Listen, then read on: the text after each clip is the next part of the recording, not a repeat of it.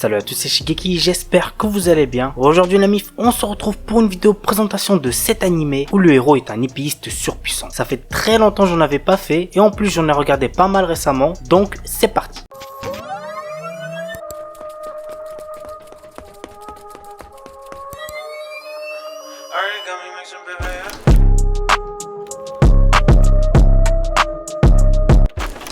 On commence avec le meilleur animé de samouraï, pour moi en tout cas, il s'agit de Samouraï Champloo. Voici de quoi ça parle. Mugen et Jin sont deux Ronin, qui veut dire samouraï sans maître, que les styles et les valeurs opposent. Le premier, bien que très fort, avec une épée dans les mains, est impétueux et fait étalage de techniques de combat non conventionnelles. Le second est, quant à lui, l'archétype du samouraï expérimenté qui se réfère sans cesse au Bushido. Leurs destins vont se lier à celui de Fu, jeune serveuse qui vient de perdre son travail à la suite d'un combat impliquant les deux Ronin, et qui a détruit le salon de thé qu'il employait. Celle-ci les convaincra de la suivre dans son périple à la recherche du samouraï qui, je cite, sont le tournesol. L'anime a pour genre action, aventure, comédie, drame, historique shonen et pour thème samouraï.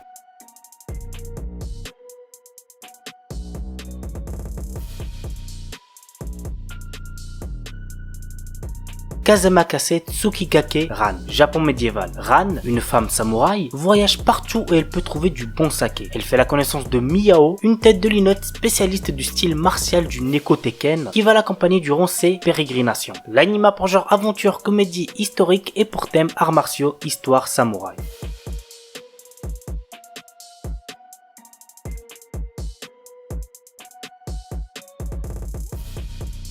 Shigurui. Bon, celui-là est déconseillé aux moins de 16 ans car il contient de la nudité ainsi que de la violence, donc faites gaffe les plus jeunes. Au début de l'ère Edo, lorsque la paix régnait, le seigneur Tokugawa Tadanaga organisait des tournois. Dans le passé, les combats se faisaient avec des épées en bois, mais cette fois ce sera des vrais. Les deux combattants sont Fujiki Jinosuke, un manchot, et Hirako Seigen, un aveugle. Tous les deux ont été entraînés par Kogan Iwamoto, qui à l'époque est reconnu comme le plus grand épéiste du Japon. Chacun veut prouver qu'il est digne d'être le successeur d'Iwamoto. Mais ce combat ne peut avoir de vainqueur, ainsi leur histoire commence. L'anime a pour genre action, drame, historique et pour thème arts martiaux, gore, histoire, samouraï.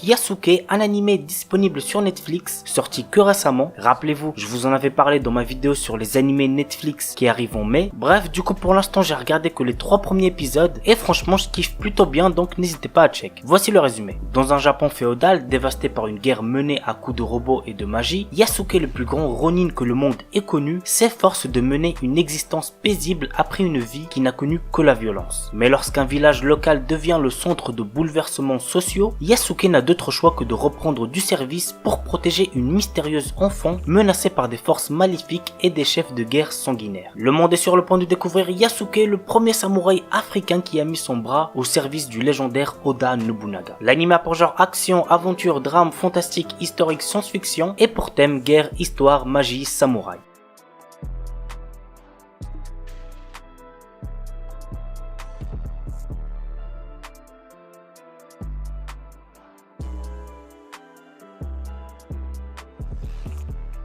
Shaman King, clairement mon animé préféré de cette vidéo, j'adore cet animé. Alors il y a déjà une adaptation en animé qui était sortie en 2001, c'est celle que j'ai vue et que je vous recommande d'aller la voir parce que celle-ci qui est en cours actuellement, les épisodes sont trop rushés. Mais après vous faites ce que vous voulez bien évidemment. Et petite anecdote comme ça, Shaman King est le tout premier animé que j'ai vu. Oui, voici le petit résumé. Yo Asakura, jeune garçon à l'allure nonchalante, se révèle être un chaman qui communique avec les morts. Il est à la recherche d'un fantôme pour devenir un jour le roi des chamans. Mais pour cela, il devra participer au Shaman Fight, tournoi ayant lieu tous les 500 ans et qui détermine le roi des chamans. Pour y parvenir, il devra affronter d'autres chamans et leur esprit dont les motivations ne sont pas toujours très nobles. L'anime a pour genre action, comédie, drame, shonen, surnaturel, tournoi et pour thème combat, fantôme, mort, pouvoir psychique.